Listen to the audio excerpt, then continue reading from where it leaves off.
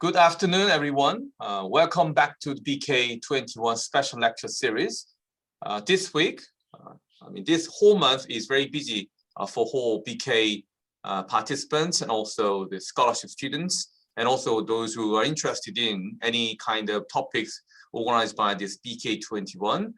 This week, we have invited one of the distinguished scholars on Chinese studies in Korea, and also a very good friend of mine, and also he has contributed a lot to KU GSIS for a long time, because he was teaching, he began his own career at the GSIS, Korea University, back then 2008.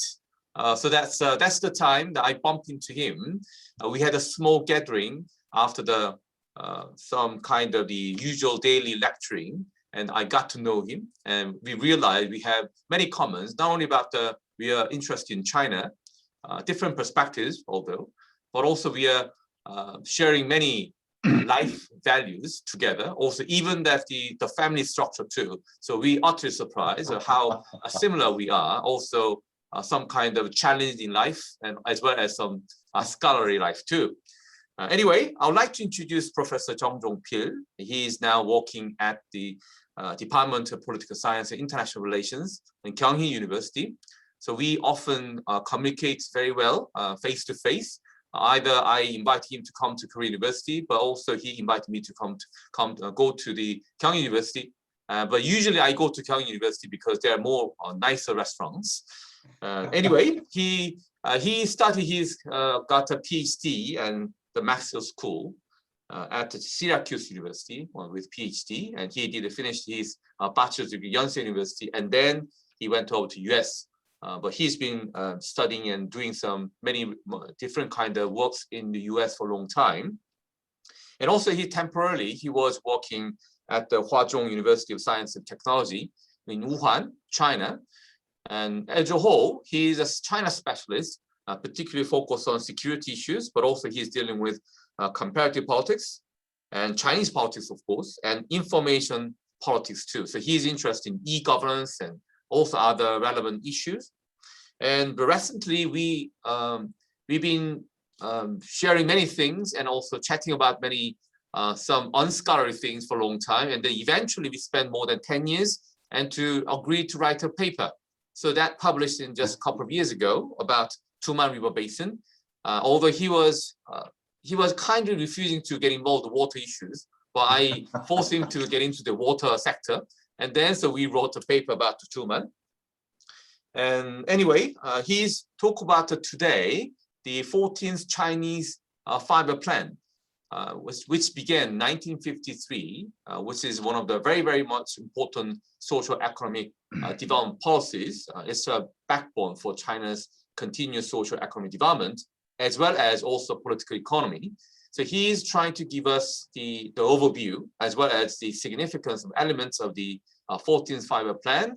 I'm sure that those who are interested in China and also East Asia and also in the world politics, because China is giving so much influence on many aspects of life and also politics and economy and also the security issues, you name it.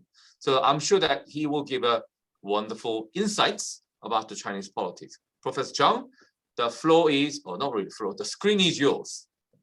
Thank you so much, Professor Lee. I just love his British accent. Don't you guys like it? You know, this anyway, sorry about that. Okay, it is a big pleasure and a great honor to meet you guys all over today at this BK21 special program, right? Okay. I just heard that you guys just finished a very tough course, and then this is the continuing kind of part of that, so you must be exhausted. I'll try to make it as succinct and as clear as possible and trying to get rid of all those kind of boring kind of parts. Okay, you know, since Professor Lee already introduced most of my career at here, my major focus is on the Chinese political economy kind of issues and also the impact of information technology on the state-society relationship of China. And I think I have done that kind of research for more than about like 2 decades so far. So very much indulge in this China kind of stuff, more comfortable on domestic issues. And actually, fortunately, Dr. Lee just actually gave me this kind of wonderful opportunity to deliver a kind of a short kind of introductions of the 5-year plans. And this current year is going to be the 14th 5-year plan of China. Before I go to my PowerPoint kind of slides at here, I just want to say one thing at here. The party state structure and the importance of the National People's Congress, and especially of this 5-year plans, is actually what Professor Lee introduces. It's the backbone of the social, culture, and the political structure of China. So if you try to focus on this kind of 5-year plans, you're going to see all the different kind of political, social, and economic and international relations, and even including the security issues of China. Okay, that was my short introduction. Let me just directly go to my PowerPoint slide. Okay, did you give me the authority, by the way? Let's see. Okay. Great. Okay, guys, can you see it well? Okay. Now, should I make it as a slideshow or just go on by? How about this? Is it good? Okay, great. Don't you guys like this kind of tower at here and the kind of the picture? I don't know if this is a picture or whatever. Do you know which area this is? Does any of you know where this we call this Dongfang Mingjiu? Yeah, and yeah, it's Shanghai. That's right. It's the Pudong area. It's the Pudong area, and this is a special economic zone that was established in 1990, right? Although the reform and open policy of Deng Xiaoping started from 1978, this Shanghai became the SEZ at 1990. And this is one of the city that Deng Xiaoping regrets a lot, that why didn't he open this port earlier? Okay, but anyway, let's go on. The 14th 5-year plan. Table of contents, party and state structure. I'm going to briefly talk about the party and state structure, then move on to what 5-year plans is about, and then directly trying to go to assessing the previous 5-year plans of the 13th and the current major goals of the 14th 5-year plans. And then I don't know if I'll have enough time to talk about this, but this is peculiar aspects of the 14th 5-year plan. It's going to be much more focusing on the political side of Xi Jinping. And probably some of you heard about like all the Xi Jinping is going to his third term as the president of the People's Republic of China. So we're going to just briefly going to talk about those stuff. Okay, let's first talk about the party state structure. Now, the party state structure in China, if I really want to deliver it carefully, it's going to take about like one semester lecture. One semester, a whole semester for 16 weeks. And that's not going to even cover the half of the CPC. So make a long story short, extremely complicated, but make a long story short, I'll just try to focus on the major gist of the Communist Party and the party state structure right here. Okay, the party is the absolute power center in Chinese politics. The Communist Party of China, okay, you can write the Communist Party of China in this way, CPC or CCP is also another way to express the Chinese Communist Party. But both of those kind of initials are standing for the same organization. Coordinates all sides of the government, Congress, etc. CPC commands, controls, integrates all other political organizations in China. Now, usually if you go into the government politics of China, the graduate course, the first lecture, most of the professor really starts like this. If you want to understand about the Communist Party of China, it's so easy. Everything starts and ends by Communist Party of China. There is no higher organization that could even compare with the Communist Party of China. Okay, and then the following thing comes out like that. Okay, the party controls the government, party controls the Congress, party controls the military, party controls everything. Okay, now, so if you look at the party state structure, it's a very easy way to put party dash state structure. That means the state is under the party control. And the state is not independent of the party ultimate authority. So that means the state can make decisions, but not without the permission from the party. Okay? So it's a very, very easy way to understand, but the way that they connect the party and state together is much more complicated than that. Usually we use a word named like partycracy. You guys heard about the word democracy? Probably know about that word. But partycracy is kind of a form of a government in which the political parties are the primary basis of the rule. That means that rather than the citizens, so everything starts and ends by the party. Now, there is another kind of part that you guys also have to understand. We are going to mostly talk about the National People's Congress, which is the legislature branch of China. Now, before I go this part, you guys have to understand this part first. When we divide China, the major kind of branches of China, if you look at a liberal democratic country, how do we divide it? Legislative, judiciary, and executive branch, right? It means like 입법, 행정, 사법, okay? If I put it in Korean. Now, these are the three major kind of divisions that we make in every kind of government out there. And these three branches are mostly going on check and balances. This is kind of the gist of democracy, right? Now, in China all has the legislative branch, executive, and also the judiciary branch. It's exactly the same. But when we focus on Chinese party-state structure, the major three are not the legislative, executive, and the judiciary. We call party-state military. In Korea, we put this 당, 정, 군. Okay? Now, since one thing to make sure, China is not a liberal democratic country. It never have been a liberal democratic country. It's not moving in that direction to a liberal democratic country. And the system is nothing to do with liberalism or liberal democracy. This country is based on the power of the Communist Party of China. And the Communist Party of China, the ultimate goal is trying to lead this country to a communist stage of what Marx actually talked about in the overall kind of stages. So passing the socialist stage to finally reach the communist stage of the historical kind of stages of development out there. So the ultimate goal is trying to lead this country to a communist country. Guys, it's not leading this country to a democratic country. Now, there was one very famous kind of speech that was made last year by Mike Pompeo, the former Secretary of State.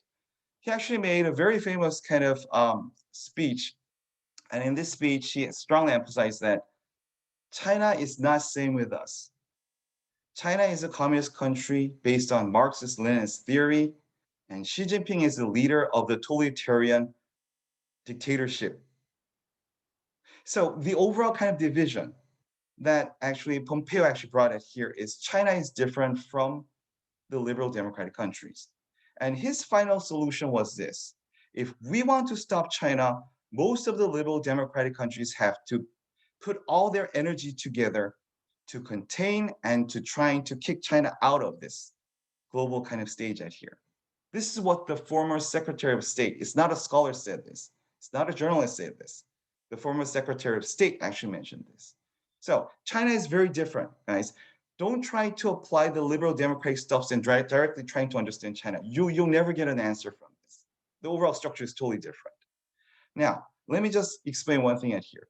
The top officials of the party, the top officials of the party have another kind of position in the government. So let me just give you one example. If you want to become the president of the People's Republic of China, so far, you first have to become the general secretary of the Communist Party of China. So you have to have the rank number 1 of the Politburo Standing Committee. So if you become the general secretary of the Communist Party of China, the next year on the National People's Congress, if you get the approval, then you're going to become the president of the People's Republic of China. And at the same time, if you become the general secretary of the Communist Party of China, the second position that you're going to get from the party is the chairman of the Central Military Commission, which this organization has the ultimate control of the military. So what I'm trying to say is party and state is not separated. They are stick together and the government is under the strong control of the party. Okay, now, well, the Communist Party of China follows Marxist-Leninism principles for a party of the proletarians and plays a leading role establishing the foundations and principles of Chinese communism. Well, this is a part that I already explained. So please put in your mind that party always has control over the state. Let's go to the second. Now, then, 5-year plans.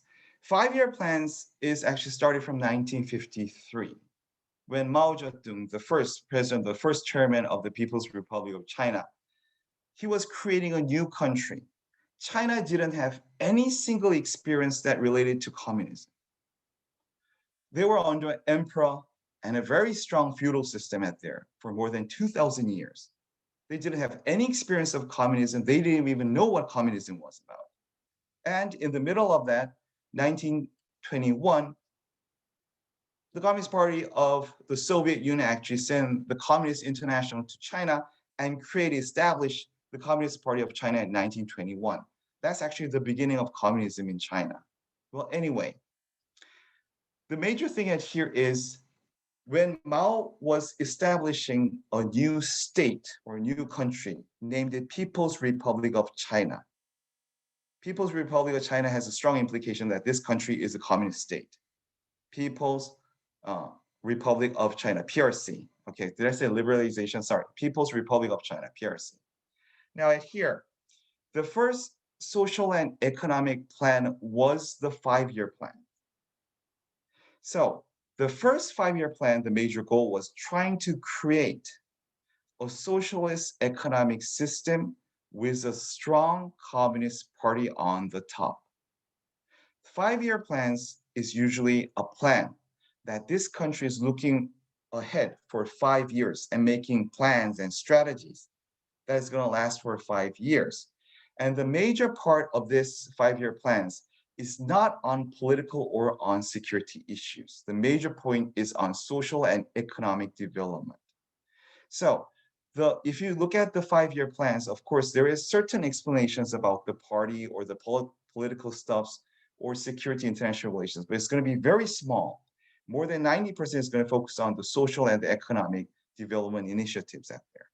Now, starting from 1953, so if you multiply 5 and the 14s out there, then you're going to find out that it's going to reach this year. Okay, so what is the major things that is listed on the 5-year plans? Is first, map strategies, put forward targets, and set corresponding policymaking directions. Map strategies and put forward targets.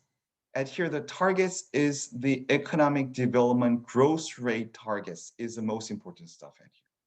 So every year at the beginning of the first year of the 5-year plan, the premier of the state council, currently is Li Keqiang, announces the ultimate goal within the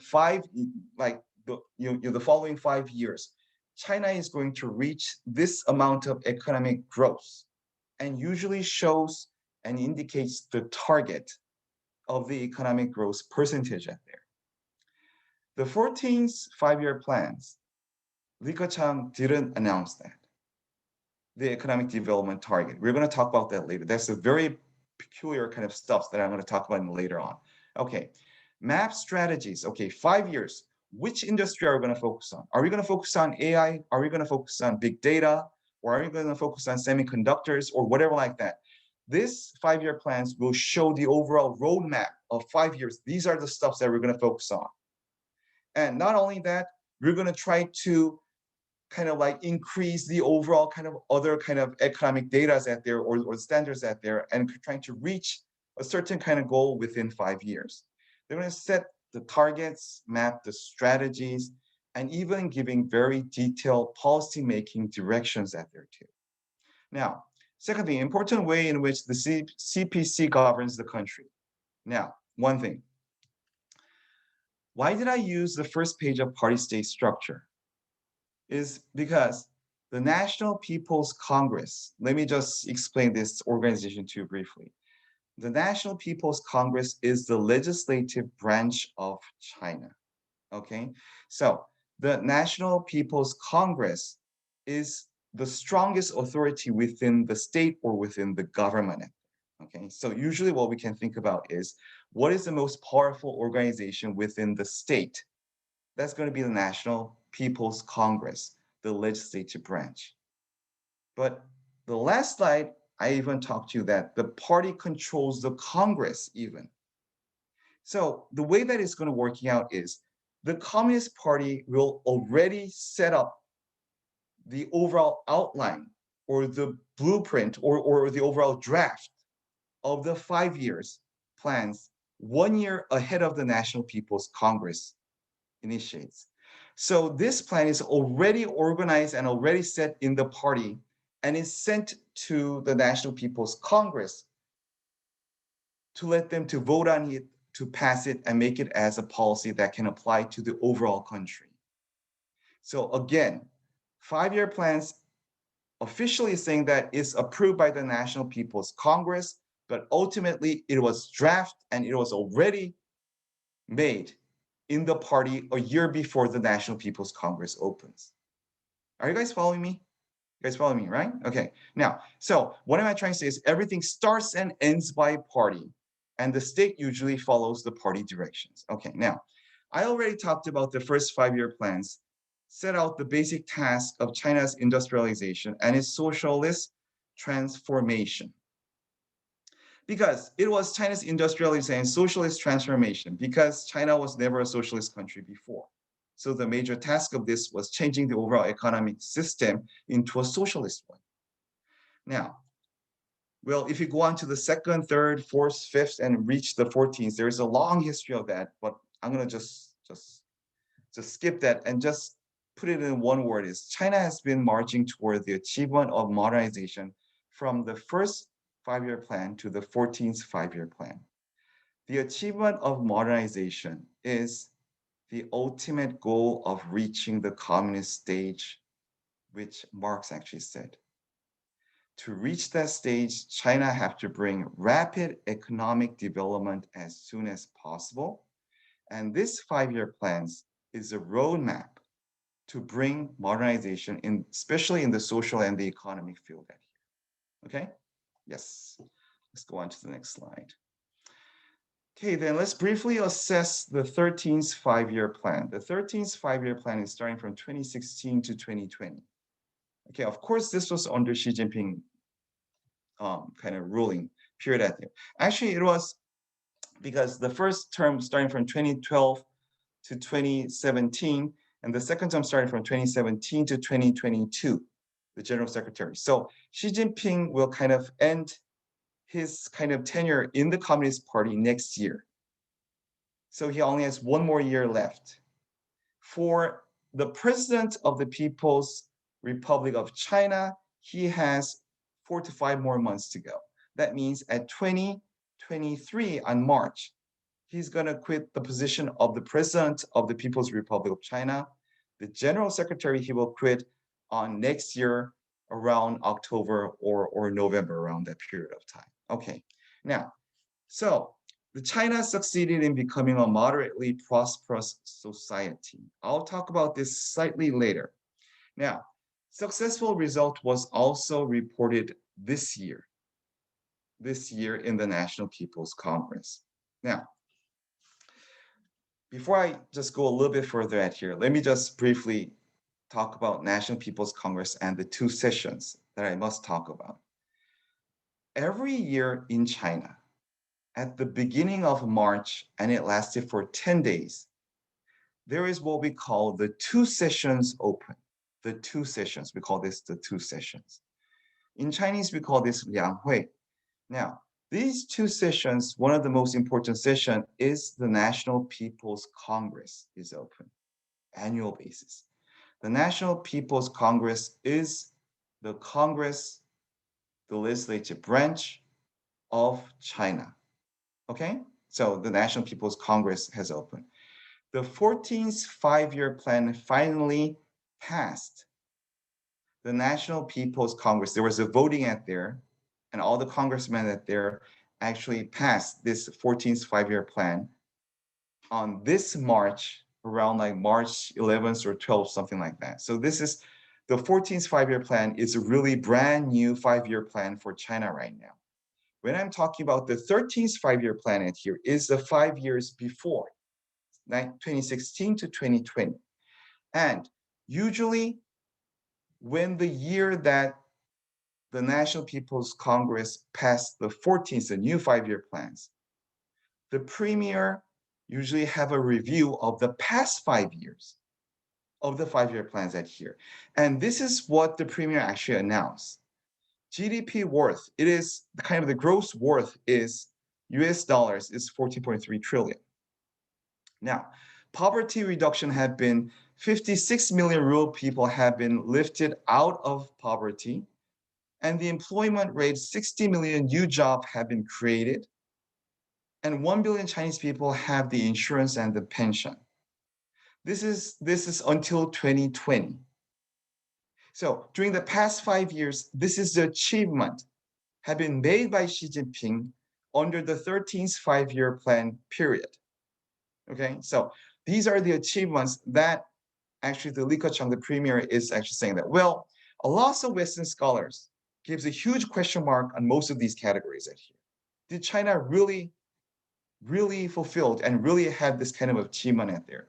Lots of economic scholars saying that, no, it doesn't make any sense and blah, blah, blah going on. But still, this is the kind of final announcements of the results of the 13th five-year plan. Now, there are two crucial problems that the National People's Congress and the Premier Li Keqiang also admit, saying that these two things have not been solved so far. But it is very important, but still, this is a very serious problem that China have to overcome to bring sustainable social and economic development. The first thing at here, which he actually mentioned, was domestic consumption didn't rise. And the second part at here is difficulty in transition from low-value economic activity to high-value production. Now, I'll just have to explain this before we talk about the dual circulation. Am I using too much time right now? Wow, I think I use about 20 minutes, right? Okay, probably I still have 20 more minutes to go, right? Okay, now domestic consumption didn't rise. Now, I think most of you already know about the economic situation of China is China's rapid economic development during the past 4 decades was mostly focusing on international trade and the international market. It was external exchange and everything was focusing on export-oriented economic and industry situations out there. That means this country brought rapid economic development through export-oriented and mostly external market. The major goal was selling more products outside and earning more money. Now, but the problem is this. Most of the well-developed countries that we can say like US and including the Western European countries, the overall rate of depending on the external market is usually less than 30%. For example, like the Western European countries, as far as I know, is like 26 or 25 to 26% of dependency on the external market. China case, until 2017, the percentage was 57% of reliance and dependence on external market. Now, most recent kind of stats actually came up saying that it actually reduced the overall dependence to 38 to 40%. This is kind of like this kind of range. So a huge kind of reductions of that on the reliance on the external market. Now, let me just bring up this issue to you because the dual circulation, the next slide, and this is going to be the major gist of the 14th five-year plan. If you want to understand that part, we have to talk about this before we go to that part. Why does most of the well-developed countries are so much relying on to the domestic market instead of the international or external market? Well, I know you guys already have the answer for this, but the more and more you rely on to the external market, there is a huge crucial kind of things that you will always have to face.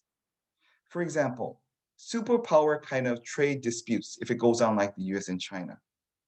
Second thing, if there is certain kind of crisis in the exchange rate I'm talking about like that.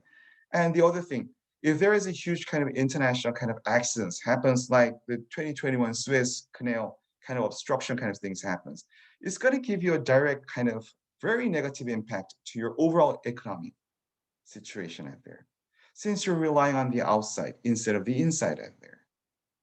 So most of the well-developed countries, there is a huge amount of internal domestic market and domestic consumption. It's very sustainable. But in China, believe it or not, it's not sustainable. And it's very fluctuating. So if US is trying to give pressure, especially like the Huawei kind of instance was a very famous one, right? The trade dispute was going on. And the overall tax that the Trump administration was trying to input on China, like 200% and 250%. Guys, if you have this kind of shock, then your overall economic market is going to just be so much shaky on like this. And you will always have to rely on to an external market or to an external superpowers out there. So one of China's major goals at here is, even before the kind of trade dispute, China was always thinking about, we have to create and increase the domestic consumption and make a strong domestic kind of market at here. If we do not make this domestic market, then there's no future for China. Now, how to make a strong domestic market? It's a very difficult issue. First, guys, if you want to increase the domestic consumption, does the money flows from the sky? Each people have to have more income to buy, for heaven's sake, right? And most of them don't have to think about the pensions or the social welfare kind of systems, or from our parents, how much do we have to pay at this and that? If you're paying a lots of money of these kind of, how can I say, like insurance or pensions, or if the social kind of welfare system is not that well developed, especially in China, that stuff, then after your retirement, how are you going to live? So what the people are actually doing at here is they're putting a bunch of money into the bank. Now, this bank money, where does it flow? It mostly flows to the state-owned enterprises in China. But what I'm trying to say is, like, these money have to be spent on buying products that was produced by Huawei, that was produced by Xiaomi, that was produced by all the other kind of companies out there. The people have to consume that. And that will raise the overall tax, and the tax will go to the government, and the government will spend this for R&D. And this is the circulation of the domestic kind of way it here usually goes. If you earn a huge amount of money by exporting a lot of stuff, first, most of the industry is going to focus on export-oriented products that internally is not going to be consumed because the people don't need it. And the people will not even have the money to even purchase that. So the problem is, external market and internal market should move at the same directions and move simultaneously at here. And how does it have to work? It's reciprocity. It has to empower each other at there. But in China case, there was only external market, but there was no internal market. The internal market was stopped at here. And the external market was endlessly producing GDP, kind of the trade and the overall kind of gross domestic kind of product out there. Huge imbalance and strong reliance on the superpowers, a strong reliance on the superpowers economic kind of international organizations. Okay, so what China have to do?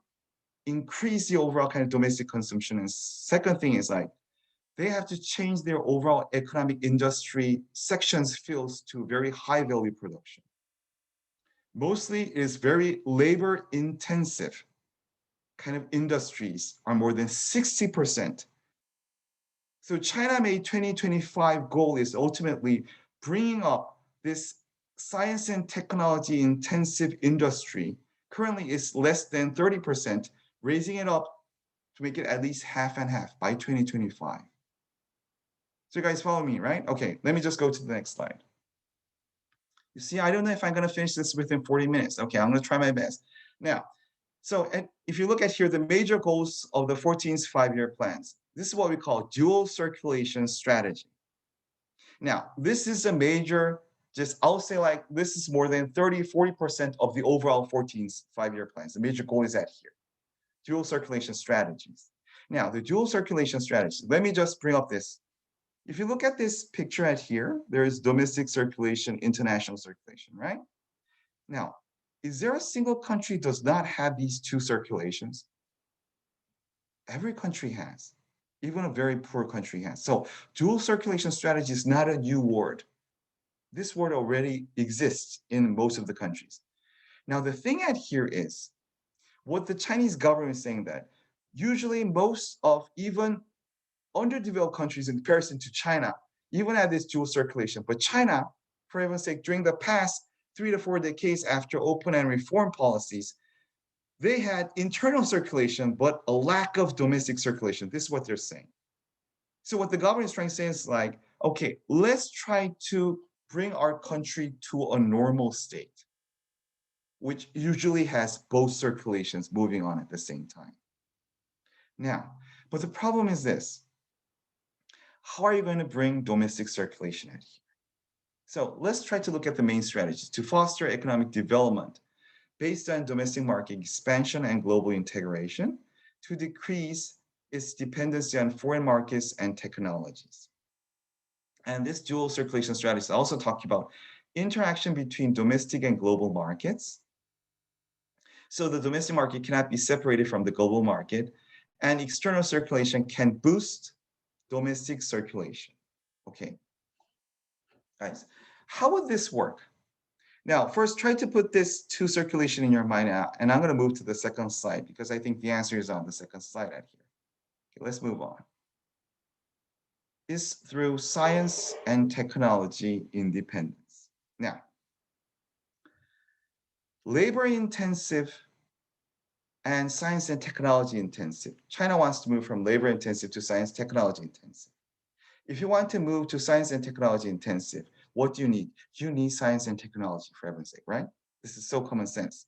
Now, the science and technology, most of you will know that the overall world science and technology, especially on the military science and technology, top 10 countries actually controls the overall technology, almost 80% of the world. Do you guys know that? Top 10 most superpowers actually controls the science and technology, the overall world science and technology, the ultimate kind of the intellectual property rights, the pendants, all these things is focused on the top well-developed countries out there. And they're controlling the science and technology. And the new kind of the patents and all these kind of things. The ultimate control is under these 10 countries. Now, China is also one of those countries. Yes, of course, China is. But do you know what? The top science and technology kind of stuffs, if you look at there, for example, especially like the military science and technology fields. China has a huge military, but the science and technology that is used by the military of China is not that top ranked. Because most of the technology who has it is the US, EU, and Japan actually have that. Now, China have to reach this technology level as soon as possible if they want to have science and technology independence out here. So the current kind of goal of China right now is actually starting from about 1 decade before, is focusing on several specific kind of fields and putting most of their R&D money into those specific fields. Where those fields are semiconductors, telecommunication, cloud computing, big data, and AI. And if you want to add something more out there, the newly adopted was robotics, new energy vehicles, and aircraft developments. Now, did some of you have a chance to see the news about like 3 to 4 days ago? There was Joe Biden was on like an electronic kind of car or something like that, and he drove it by himself with a very fast speed, and then he stepped down from the car and then had an interview and saying that US can catch up with the battery industry of China very soon. We're going to try it and we're going to beat the China's battery industry. Wow, I was shocked to see that. Why? Because the superpower, the most powerful country's president is trying to catch up with the China's battery industry out here. And of course, he could think about that, but not on public, saying that, China, you just wait, we're going to catch up with you soon. Two things came up to my mind. First thing, wow, US is desperate. Second thing, China is catching up so fast. And there is a specific field that even is superseding US right now. Do you know what? The battery that goes into the electronic kind of car out there, the battery, actually China has more than 25% or 30% of the productions of that. And also have the ultimate kind of technology, kind of intellectual property issues that is also related on to the China out there. So what US have to do is like, US have to buy the technology from the China right now. China is trying to say that, okay, if we really want to bring the science and technology independence from here, then we really have to move more fast, because US president, look at the speech. He said that we're going to catch up with China, okay? So China have to run away and have to increase this overall kind of gap as soon as possible. So what China is trying to do is science and technology independence. Now, how to do this is increase research and development expense. 7% of the overall GDP every year increasement. Can you believe this? 7% every year. This year, they already poured it in. So this is not a lie. Now, establish national laboratories and innovation centers. And the more shocking thing is, look at here, granting an extra tax reduction of 75% on enterprise R&D cost. Now, I know that all of you already know about this. Most of the enterprises, the major kind of portion of expenditure of most of the enterprises, they're pouring a huge amount of money onto R&D, especially if those enterprises focus on science and technology. So if you reduce 75% of the tax of the enterprise's R&D cost, two things will happen. First thing, they're going to make a very high quality and pretty cheap products that is going to sell like hell in the world, in China and also in the world. Second thing, they can save this money and reinvest into R&D. What am I trying to say is, like, if they can save this money, they can reduce the overall kind of price of that product and export it much well than before, but still make a high benefit at there. And all of those kind of benefit and the reductions of the tax itself is going to be reinvested into the R&D. So this kind of circle itself, what we can see is state intervention. This is what the US and the world's WTO is always talking about to China, saying that get the state out of the market as soon as possible if you want to maintain this kind of liberty of exporting and importing from liberal countries out there. Guys, this is direct state intervention in the market and creating this. Well, in Korea, well, we also had this kind of time period of when we had this kind of jebels coming up. But anyway, out of that time, then the state actually evacuated from the market. But in China right now, the state is manipulating the market and is setting up the goals out there. These are the targets that we're going to achieve. If we're going to achieve these targets, 4 to 5 targets, everyone close your mouths and just follow me. Reduction tax, pouring in money out there. Okay, accelerating the fourth industrial revolution. So these are all of those stuffs that science and technology independence is going to focus on. Now, external market, if you can export more profit that you can make. And if you can make the price cheaper, then the people will start to buy it. Then most of these circulation is going to start to circulate, really.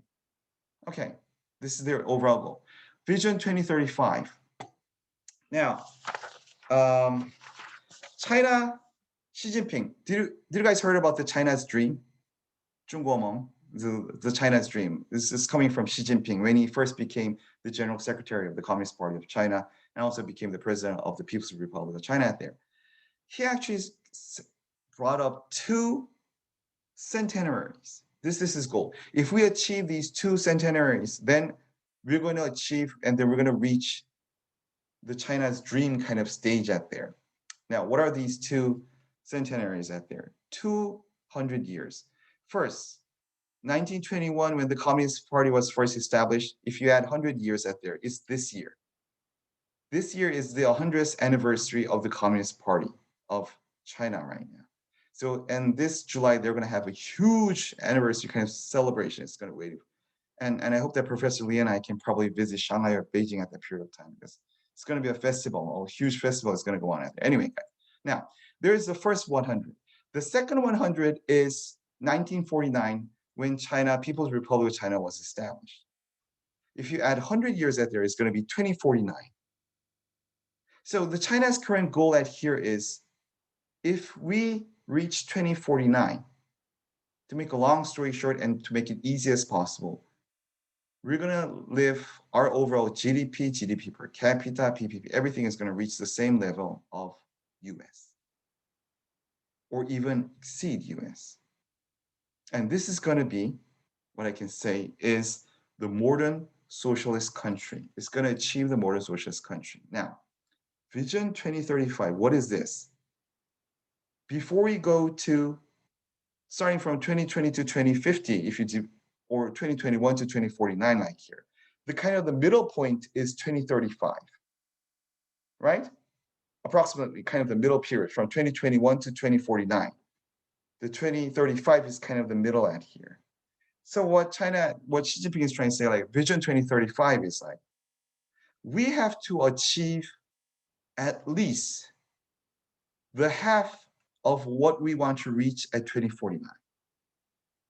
It's going to be 2035. Now, what is that period? Look at here. China's per capita GDP gross should reach the standard of Western countries, US dollar 30,000. Now, currently, do you guys know the GDP per capita of People's Republic of China right now is? It's approximately 1/3 of this. Approximately 1/3. I'm not going by the PPP. I'm going by the GDP per capita.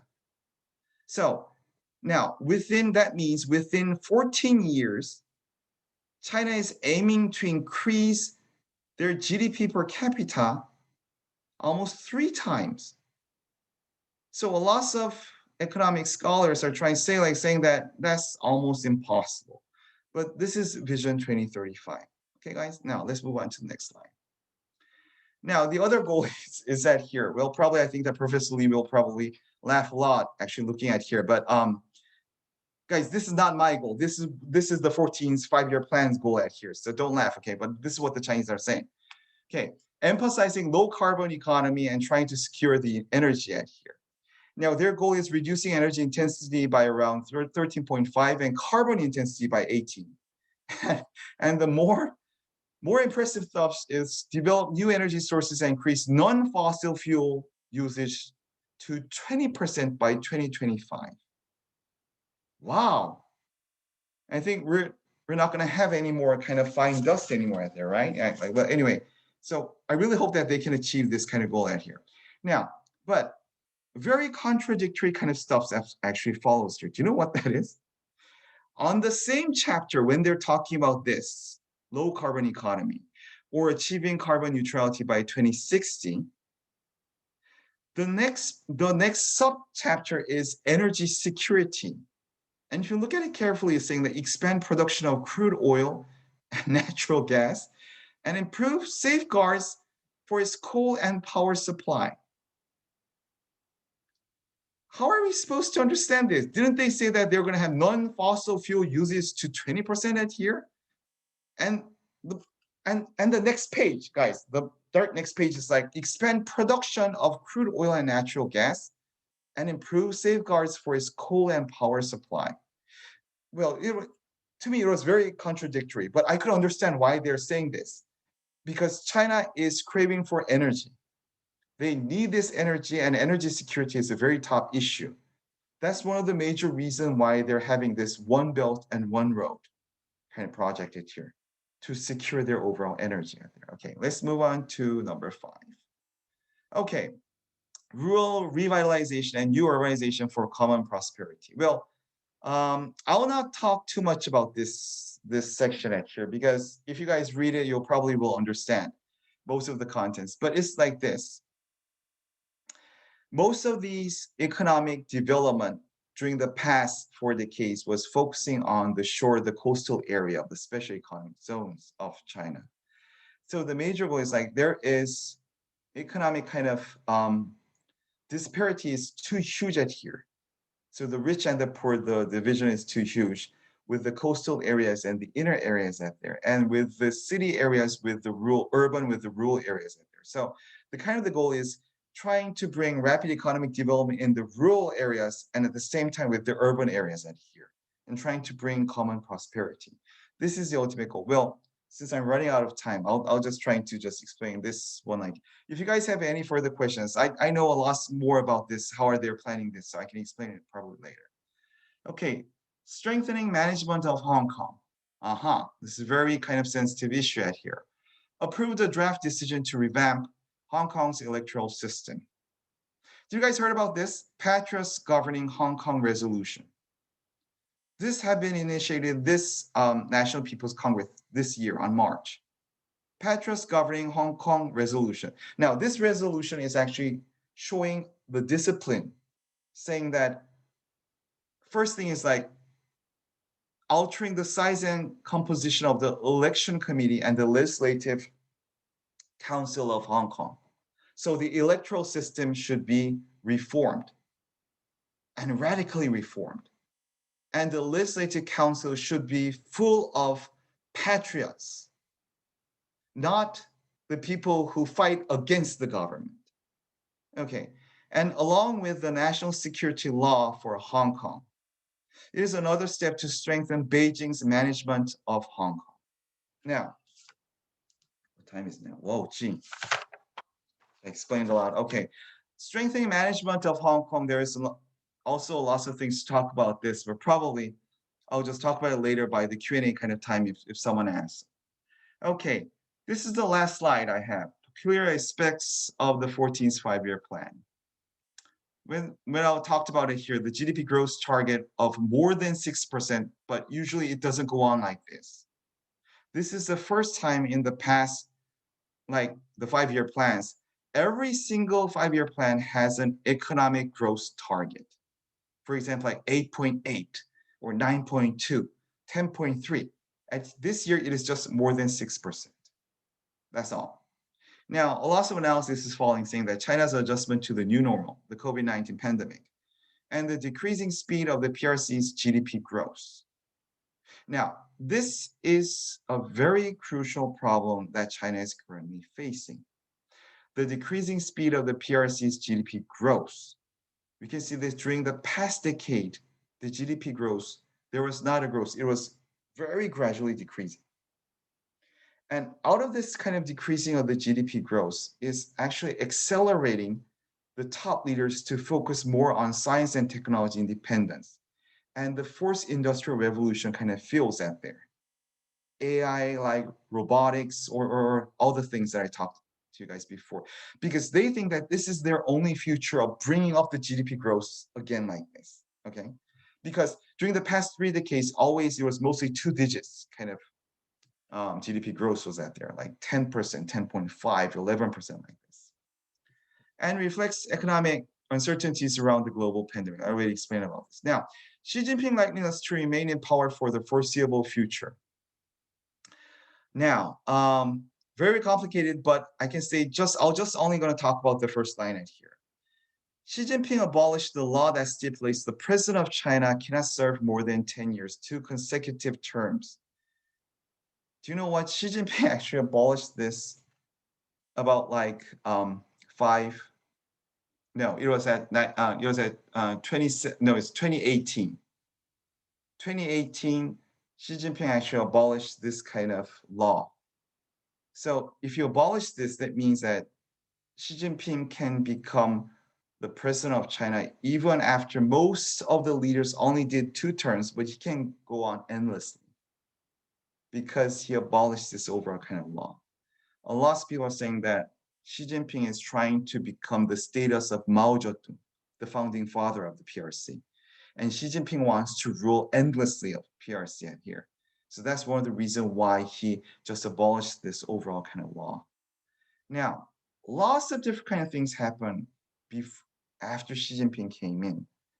And most of these 14th five-year plans, again, before I wrap up this lecture, is modernization, social economic development, bring steady, sustainable GDP growth rate at here, and trying to maximize the domestic circulation, and trying to expand the domestic circulation and let international and domestic circulation kind of empower each other as soon as possible. To make a long story short of the 14th five-year plan, I think those are the major kind of points that we have to focus on. Thanks a lot.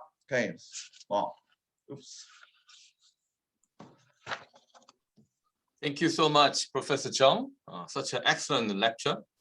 I'm sure that the audience, they will be more aware of the the fundamental issues, as well as also the current issues related to 14th five-year plan.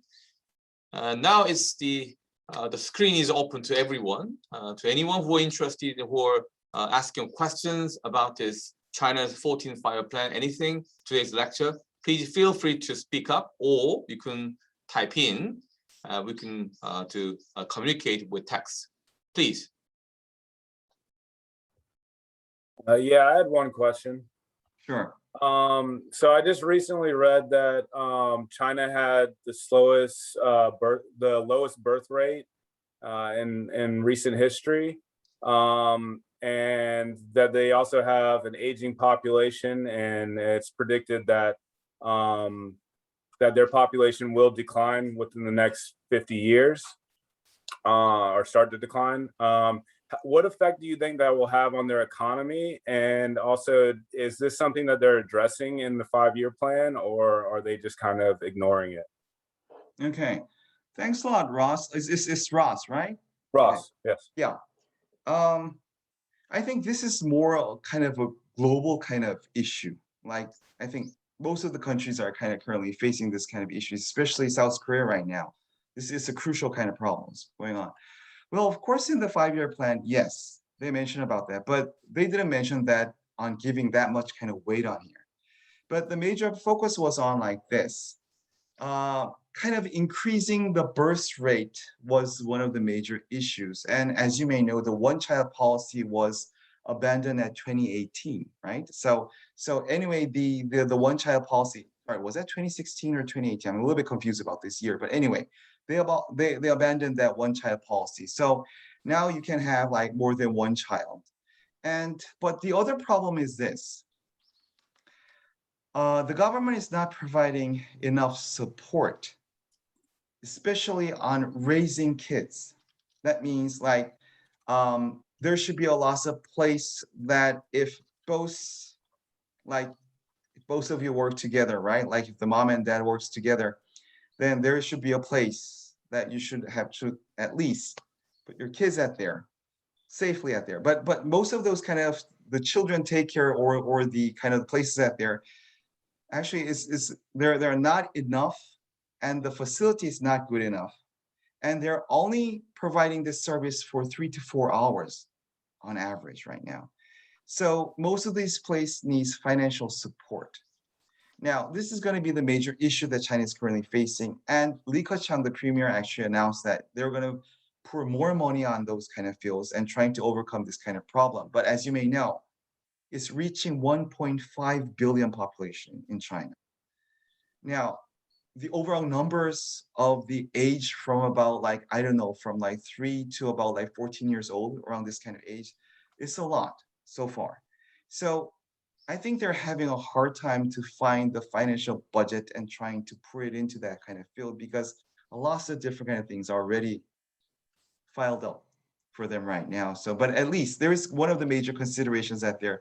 But I think that the 13th 5-year plan give much more emphasis on that, on the birth rate.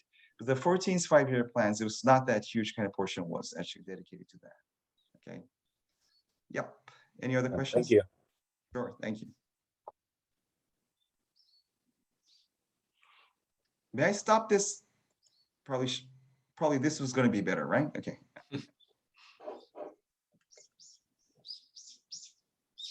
Any other questions? Or you guys think that there's gonna, China is gonna make this goal of 2060 like carbon neutral, right? Do you guys believe that? I really hope China reaches that goal. I really hope so, because it's gonna save the world. I don't know if this Earth is gonna exist until 2060, but anyway, well, but if it exists, if China pays this kind of efforts, I think it's gonna make a huge difference. But at the same time, China always have to think about securing their energy. Guys, without this energy, China cannot maintain.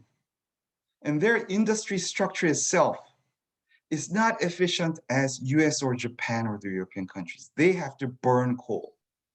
Guys, there's no other options for China. Their industry structure is not that much developed, as all of you think. So they have to burn this.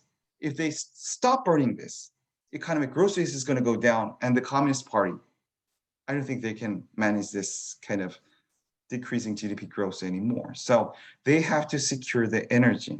But securing the energy, burning coal, and also having a target of 2060 of carbon neutral, I don't know. I really hope that they can manage this well.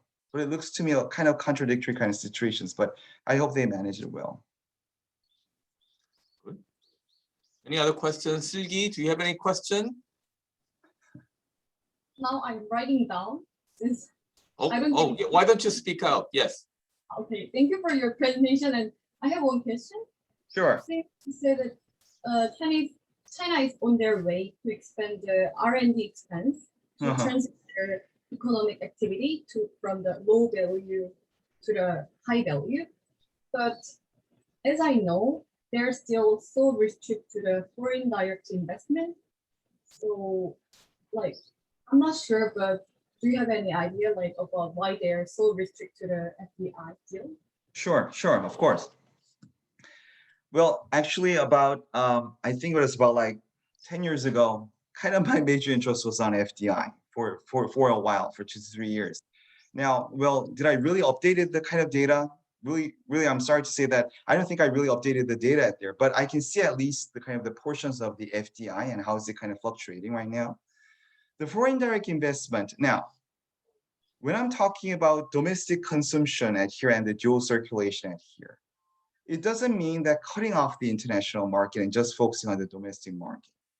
If you really want to bring the domestic market to circulate well and bring the overall consumption, increase the overall consumptions out there should be products that the people are willing to buy and purchase in the domestic market out there. Where does those product comes from? It comes from 2 ways, from import or from 3 ways, sorry. Import or China made, right? Made in China products. The third one is merging it together. Now with foreign and China, I was just trying to say Korean industry, no, China industry, domestic industry, and trying to merge these two together. Now at here, the foreign direct investment are using this kind of link to come into China a lot. What China is asking these companies to do is transfer their technology. Now, transferring the technology is one of the core kind of issues when the local government accepts the foreign direct investment now these days. And these are the issues that the US is keep on kind of tackling on right now. Because China is forcing the industries to, when they invest, trying to transfer the overall kind of technologies out there. Foreign direct investment, now, one thing, the FDI didn't decrease so far, didn't decrease rapidly in China. Still, there is a huge amount of FDI that is still going on. One of the other Chinese policy is the FDI, if you want to invest in the coastal area, you will also have to invest in the inner area.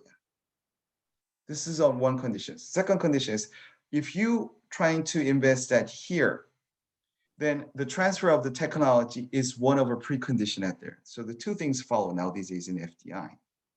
Now, most of those kind of investment, but it's not shrinking, even if China is asking those 2 things. That means China market is still extremely attractive for the foreign investors out there. Now, the foreign investment FDI, the industry sectors have been changed recently. Before, it was mostly on, for example, infrastructure, highways, railways, making tunnels, right? Like that. But this labor intensive have been shifting towards science and technology intensive industries. So now these days, the investment is much more focusing on the fields that the fourth industrial revolution is focusing on now these days. It's much more shifting on to the FDIs out there. So the more important thing for the Chinese government is like, if you want to invest, real open to following those 2 kind of conditioners, things out there. The first thing is okay. Inner area investment, that's fine. Okay, for most of those investment, because they can take that and make another kind of their kind of industry in the inner side. So it's another chance for them. But transferring the technology is totally different kind of issues. But still, what we can see, the FDI is not reducing rapidly in China so far. So I think that's the power of China currently right now. I really hope I answered your question well. But was it slightly different from that?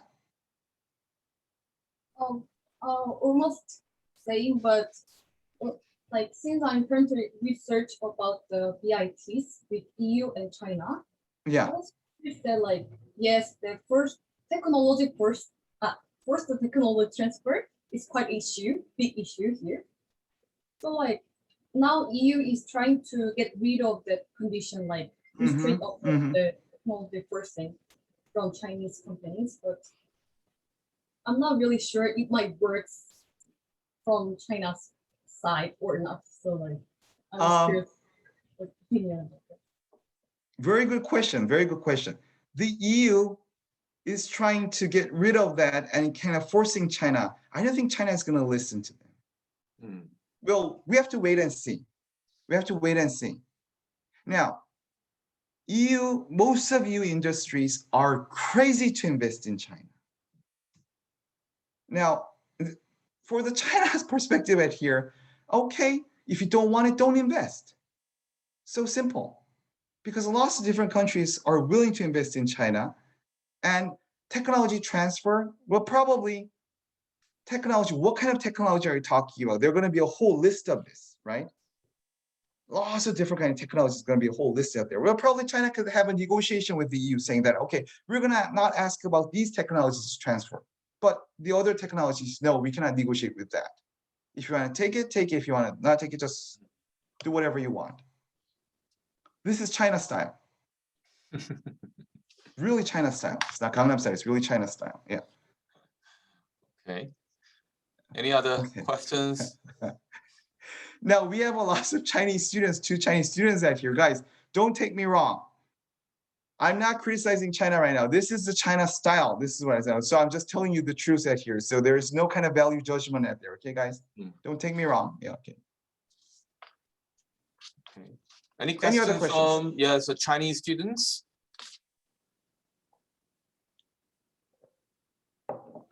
Professor, can you hear me? Yes, I can please. I'm Go a ahead. Chinese student. I have to say it's very interesting that I can hear foreign professors and to discuss our China's 14th 5-year plan.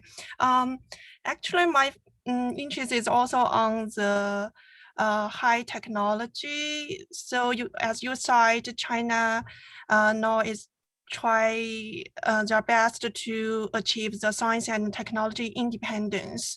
And you have said that the Chinese government invest a great amount of money in R&D.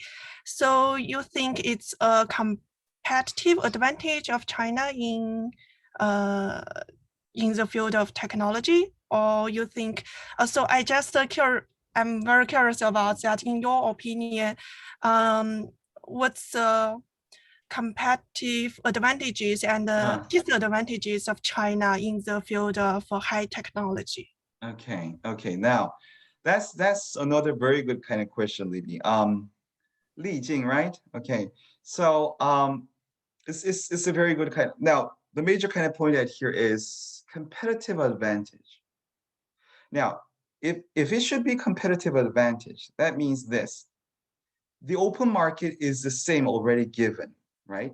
And a more high technology kind of created, that's going to be a competitive advantage out there. But if the EU and the US is trying to restrict this and trying to say that this is not a fair competition, then they'll start to close their market. And they're not going to let China to squeeze in at there, just like Huawei and a lot of different kind of things that we're actually looking at here. The semiconductor fields and then the battery fields and lots of things. US actually closed the overall market. EU is going to close very soon. Now, would that bring competitive advantage to China? China is actually, they already know this. They know that this is going to happen. I think they Xi Jinping and the top leadership, they already have a 30-year kind of future plan. They already know where's China is going on right now. But that's one of the reasons why they're focusing on technology.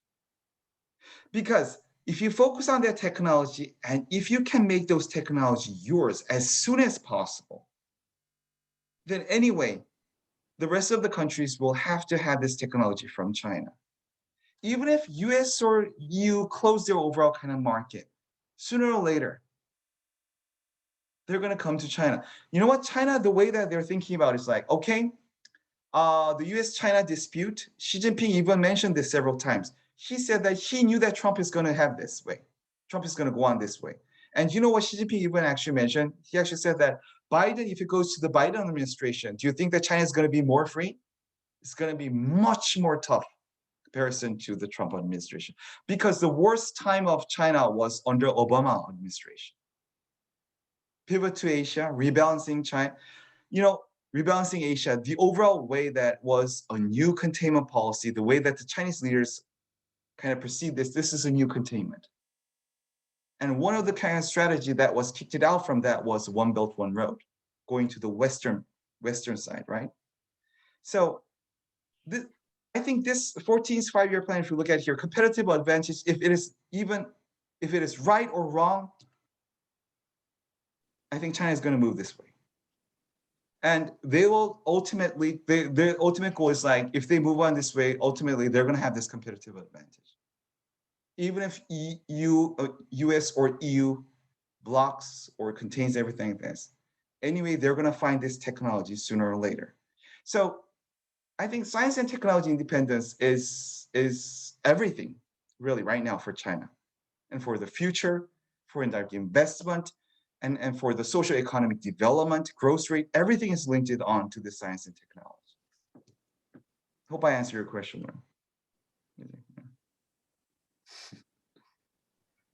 Thanks, Professor. Okay. Thanks so much. Sure. Any other question? Yes. You have a question? No, I mean, the research Okay. professors, I'm sure they have some questions, because Professor Shin Kyung-nim, she's an international trade expert, also Professor Baek Sun-woo, she's focusing on security issues. If you have some questions, because while we are waiting for the questions from the students, you can throw out some questions to Professor Chung. Is Professor Kishin, do you have any questions? Don't force, Professor Lee. Don't force anybody. No, I don't really. This saying free will, voluntary. Voluntary.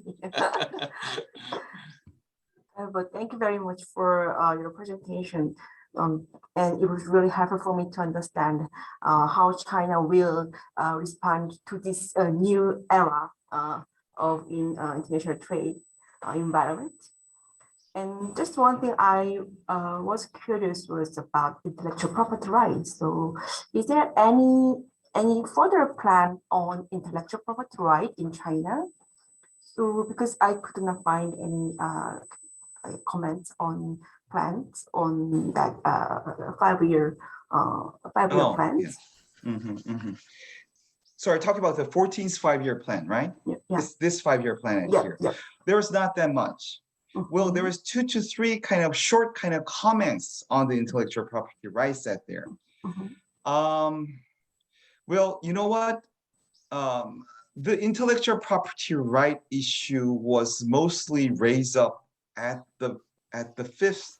Okay, now in this case, I'll have to explain the party structure.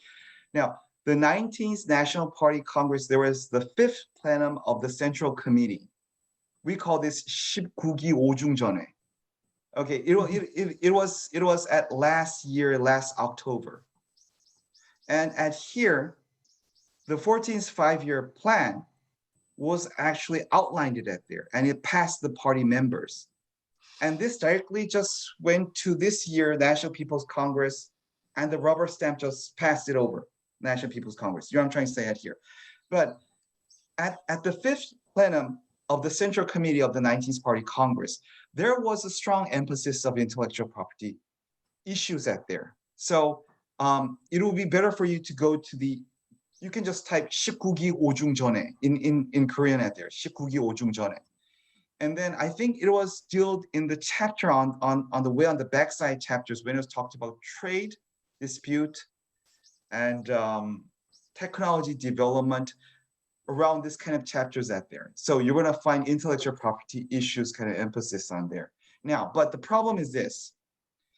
They're saying that, yes, they have to follow the intellectual property issues. Intellectual property issues is very important. And we have to abide by the rule of law that most of the countries are abiding by right now. But the problem is this, that's words, and that's on the document. In reality, so far, there's not a dramatical change that I have seen so far, especially on the intellectual property issues. The words is not fulfilling. And that's one of the part that Biden administration is going to tackle on, very sharply is going to tackle on, is the, excuse me, intellectual property issues. So I'll say that, is it written in the 14th five-year plan? One or two words here and there, but it's not emphasized. On the 19기 5중 전에, yes, it's written down at there, but it's not that concretely just described at there. It's just saying like the most basic kind of stage that we have to follow this, abide by the rule of law, the over international rule of law here, and intellectual property issues is going to be very important.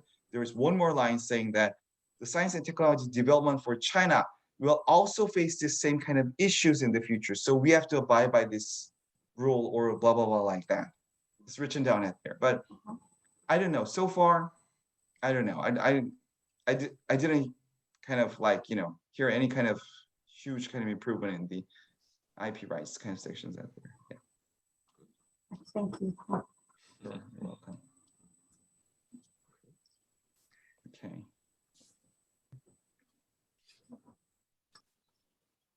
Okay, Professor, may I have Sure. a question? Okay. Yes. First of all, Please. thank you for explaining briefly about what was that? The policy state Five-year structure. plan. No, policy state structure at the beginning, Oh. which has to be covered. You know, the half of the semester you mentioned. You know, actually, I was wondering about the policymakers usually are facing with the conflict between the development and equities, but for the 5-year plan of China, I just want to know about the Chinese government consider reducing inequality or not. Okay. Now, thank you very much. Well, you're actually giving me a chance to explain the slide that I just very briefly just passed by. Well, okay. Now, do I still have the authority to open my PPT at here? Oh yeah, still great. Don't worry, I'm not going to start my lecture again, so don't worry about that. I'm going to let all of you go as soon as possible. I just want to show just one slide to you. Where was it? Yes, here. Now, this is really a huge issue in China, but in comparison to science and technology independence and dual circulation, it's very small, although it is very much emphasized at here. Now, shrinking the gap between the rich and the poor at here, the way that the party leaders are thinking about is revitalizing the rural area and making more urban cities here and there. Can you believe that? That means this. Rural revitalization is mostly focusing on agriculture and rural areas. So give a huge more support out there so that rural area can really develop more. But the major focus is not exactly on rural revitalization. It's mostly on new urbanization. The new urbanization itself here is, if you look at the 14th five-year plan, they said that, how many was that? Like 20 to 30 more major cities and subsidies. They use the word subsidies, like 40 to 50 more cities they're trying to make. Wow. So if you're going to make 20 more major cities out there, that means the major city, when you're talking about the major city is talking about Shanghai or Chongqing or Shenzhen or Dalian or those kind of cities I'm talking about, right? So it's trying to create more of those cities. That means currently some of the cities didn't reach the level of Shenzhen or like Shanghai or like Chongqing like that. It's trying to focus more on urbanization. That means it's trying to expand the cities, move a loss of population from rural that can focus on the major city parts out there, trying to bring the major industries that actually can boom up this kind of urban cities out there. This is a major plan. And this is also related to domestic market consumptions, trying to increase that. make more urban cities, then the people have more better income and they're going to spend more, increase domestic consumption, and let the domestic circulation move on. So this is a way that they're thinking about reducing the rich and the poor kind of gap at here. But, well, I don't know. So as you can see at here, it's rural revitalization, new urbanization strategy is trying to increase the middle class, trying to China's consumer economy. The middle class is a very important issue at here because the Communist Party is very much focusing on trying to increase the overall kind of middle class. But guys, at the same time, what you have to think about it here is the more middle class is not always politically good for the Communist Party.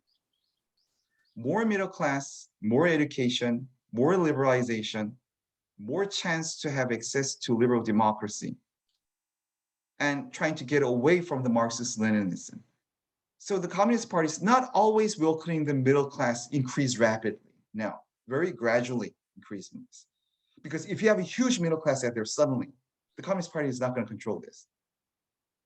Because this middle class itself is the most dangerous kind of class for the Communist Party to manage because you don't know which direction these guys are going to go. So the middle class is very important for China, but for the political control and the leadership of the Communist Party, this middle class have to be controlled and managed in a very gradual manner, not rapid increase. So if you bring a huge kind of urbanization kind of project in here, and if you're going to say like 20 cities within 5 years, I don't know if that's going to be possible or not, but I don't think this is the plan I don't think Communist Party is going to move that rapidly, especially on making those kind of cities and making rapidly increase the overall middle class out there. Hope I answered your question. Okay. Yes, I think the whole session is almost going towards the end. Okay. Before we go, I'd like to ask a question. Yes. If I have that kind of opportunity. I've I got can go plenty of 1 the hour questions. more. Yeah, I've got plenty of questions to Okay, ask. yeah. Yeah, but Go only on. one question I would like to give you. Yeah, not personal one, please. Okay. No personal one. Okay, We can talk okay, about in great. personal one. We're drinking beer after that. Yes. Your insight is desperately needed for assessing the overall 14th Five-Year Plan, because I remember that many discussions about Five-Year Plan, even going back to my master's period, first time I learned about Five-Year Plan, the first Five-Year Plan, second Five-Year Plan, and went on the 14th Five-Year Plan. I remember one of the books written by Peter Nolan, Growing Out of Plan. Yeah. And that book, Very Norton. Yes. But then I didn't remember many details about it, but the one clear message I remember, one of them was that Chinese economy, political economy has been growing out of the plan, but that plan is not really necessarily determined by themselves, but they growing, even the out of plan means that not really that necessary just following the plan, but you slightly indicate that maybe they going some direction which they never planned or dreaming or even envisaged. So that I'm just thinking about I'm just wondering how you think about this 14th Five-Year Plan maybe in 2025.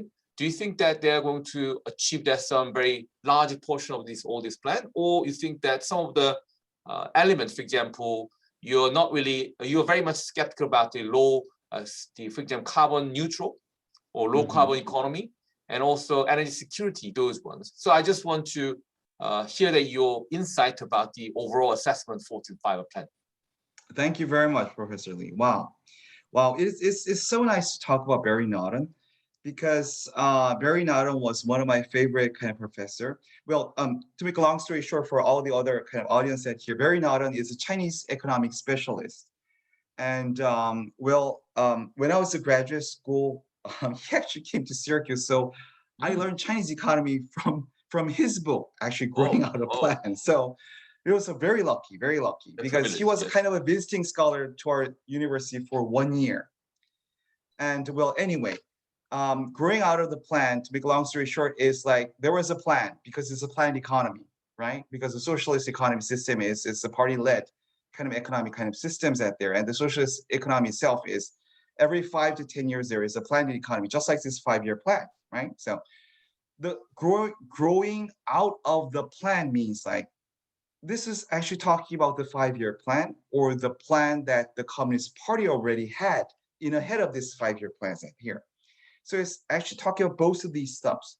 Did, Barry Naughton major argument was this. Did the Communist Party really expected this or not? Is this really under the plan, or did they really kind of speculated that this kind of things is going to happen? Now the major part was this. After reform and open economy that was applied by the Deng Xiaoping era in 1978, the gradual economic development path was, there was the old and the new economic sector was parallel with each other. The old one was the state-owned enterprises and the new sector was the privately owned enterprises. These two industries was parallel together to make socialism with Chinese characteristic, right? So the plan itself was trying to make this kind of privately owned enterprises under the control of the planned one, but give them freedom at here. But what happened is too much investment, too much open, too much reform actually increased this huge privately owned enterprises too hugely. So now later on, the old part or the party state structure had a very difficult time of managing and controlling this privately owned kind of part at here. And always have to just manage this kind of plan back and forth to not let any of these privately owned enterprises to get totally out of the plan. So always managing and juggling with these two sides. If you want me to apply this to the current situation of China, I think it became even worse. That means I don't think that China can fully control and manage this kind of situation. I don't give this kind of high credibility to the Communist Party right now. Now, one thing, lots of the journalists, now this is personally just my Jongpil Chung's view, and I'll just make it simple. One thing is, if you look at the major journals, look at the major newspapers, International One, New York Times, Financial Times, or just Washington Post, whatever like that, if you say that, Xi Jinping is trying to become the status of Mao Zedong, always say like that. So want to endlessly become the leader of China. And Xi Jinping is, and lots of predictions going on, oh, he's going to make it. So he wants the ultimate power. He wants more dictatorship. Whenever I'm facing these kind of articles or those news, whatever I'm thinking about, I think it's totally the opposite. If the Communist Party have that much strong control, there is no need for Xi Jinping to go the third term, or no need to abolish this kind of law for 2 terms out there. I think Communist Party is shaking now these days, really. Is facing a new adaptation. Now, most of the youngsters in China, they don't care that much about Marxist-Leninism. They don't care about communism now these days. The new leaders newly accepted to the Communist Party, to become a Communist Party member, it's like really difficult to become a Communist Party member. These new incomers are not that strong believer of Marxist-Leninism. So this is a time if you want to bring this radical kind of socio-economic development based on the party dictatorship and the leadership out there, you have to give too much, you have to give a lot of weight to the Communist Party to lead it on. Because if you do not give that kind of weight, the Communist Party is going to be hard to bring up this kind of development anymore. So I think it's the opposite. The party and the state is moving in the direction to empowering the party to lead on to the next stage of economic development. Why? Because the party is losing its power. So growing out of the plan, I totally agree with Barry Naughton, and I think the situation became even worse. So for Xi Jinping or the next following leaders, this is going to be a huge challenge for China, I think so. And plan is plan. If you want to fulfill this plan, there should be a radical reform in the political sector. This is what I'm thinking about. I don't think that the Communist Party can avoid this kind of situation anymore. I don't know, probably I went too extreme. No, fantastic. I'm extremely delighted to hear that you correct my wrong, the author's name. But just I remember what I learned. And anyway, when I was listening to your lecture, then they gave me all different kind of thoughts, particularly about the future of China, as well as also some. I mean, this 14th Five Plan, from my perspective, they don't really say about environment very much this time, which is a bit disappointing because from the, I think on 12th of the 11th five-year plan, they begin to put more emphasis on sustainable development. But then since then, so I was expecting some more, putting more weight on their sustainability, but this time, I think that they are not very much interested in sustainability anymore. They are more interested about how to survive the Chinese Communist Party led China for the next few years. I think they're very much focused on, because it's still in the middle of the disputes with the United States and also other big major economic powers. So I think, as Professor Chung already mentioned, that China is at the very important crossroads, and that they're trying to find some new ways to survive. I mean, I probably include me, all of us, I think we should really appreciate Professor Chung's commitment to providing this wonderful lecture today. And also in the future, maybe BK21 or other GSIS program, we are delighted always to invite you to come back to the face-to-face lectures, because today, although you already felt that his enthusiasm, also his power, or the commitment on this Chinese studies, but then if you face him in, I mean, this really in the classroom, you'll be really inspired by his zeal and everything about this China's studies. Yes, you want to say something? No, it was well, the 14th five-year plan. This kind of opportunity made me to do more research on the five-year plan, and well, probably I'm on the same line with Professor Lee that it's really China is facing a kind of a crossroad right now. I think, and it seems to me that they're right now is struggling for survive, and to survive, they're trying to make the difference. But at the same time, you guys have to remember that Communist Party members are not elected by the Communist Party members, but not by the overall population out there. It's not a democratic country. Non-democratic country, to maintain their overall authority out there, they have to maintain on the economic growth. Right now, China's economic growth, I don't think is sustainable anymore. So huge challenge, lots of things are going to happen. But anyway, thank you very much for inviting me out here. Always, you know, GSIS, right? This GSIS is the initial, you know, Korea University GSIS is always just like my hometown, because this is the first place that I after I had my PhD, first place that I taught government politics of China here. So it means a lot to me. And also, thank you very much for your time, for all the students.